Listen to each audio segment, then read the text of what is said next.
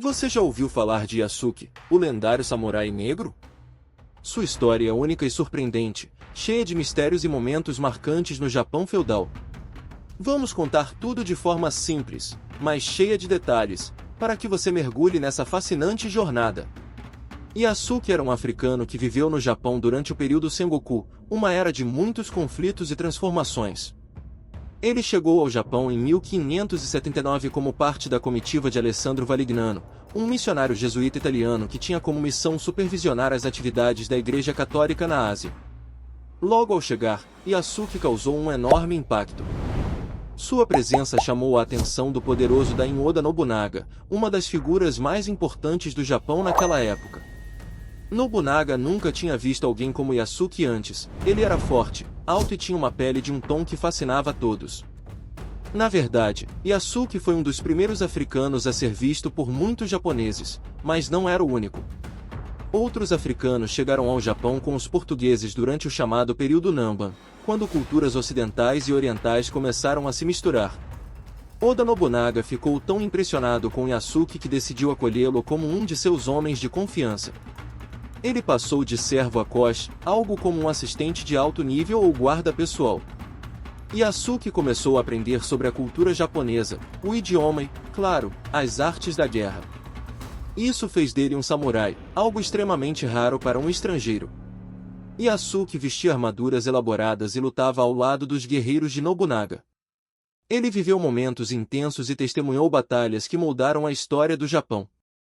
Um dos momentos mais trágicos da história de Yasuke foi o incidente de Onji, ocorrido em 21 de junho de 1582.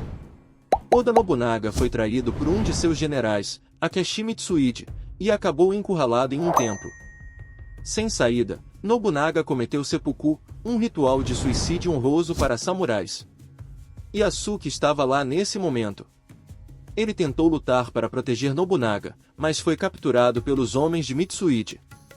Apesar disso, a história conta que Yasuke foi poupado por ser considerado um não-japonês. Depois disso, ele desaparece dos registros históricos, deixando um grande mistério sobre o que aconteceu com ele. Muito do que sabemos sobre Yasuke vem dos relatos dos jesuítas, especialmente Luiz Frois, que registrou sua presença no Japão. Curiosamente, eles nunca se referem a ele como escravo ou criado, mas como o cafre, um termo genérico da época para designar pessoas de pele escura do sul da África. Seu verdadeiro nome ou origem exata nunca foram registrados. A origem de Yasuke ainda é um mistério. Algumas fontes, como o livro de François Solier, dizem que ele era de Moçambique e teria vindo como valete, uma espécie de assistente pessoal, do jesuíta italiano Alessandro Valignano. Porém, essa teoria é apenas uma entre muitas. Alguns pesquisadores sugerem que ele poderia ser de Angola, da Etiópia ou até mesmo do Sudão do Sul, pois Yasuke era descrito como um homem muito alto, cerca de 1,88 metros, e com uma pele muito escura, características que poderiam encaixar em várias etnias africanas. Uma teoria interessante é que seu nome Yasuke pode ter vindo da fusão do japonês com nomes africanos, como Yao, de um grupo étnico do sudeste da África, e o sufixo japonês tsuki. Independente de sua origem, uma coisa é certa, Yasuke chamou a atenção onde quer que estivesse.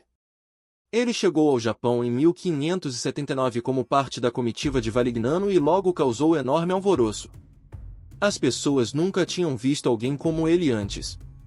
Em uma ocasião, uma multidão tão grande se reuniu para vê-lo que algumas pessoas foram esmagadas no tumulto.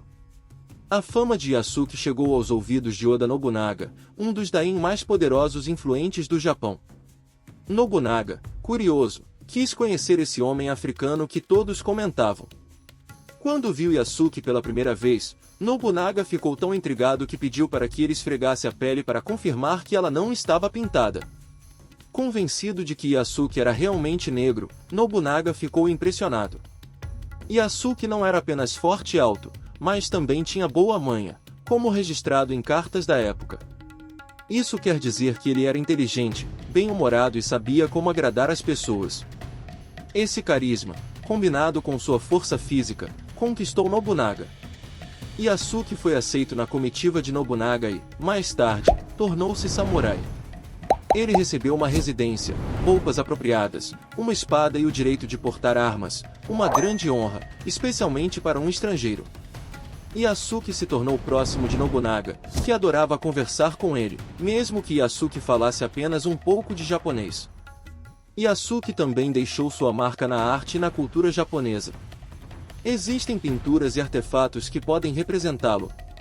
Um exemplo famoso é o Sunirakuzu Baibu, uma pintura de 1605 que mostra um homem negro lutando. Alguns historiadores acreditam que esse homem pode ser Yasuke.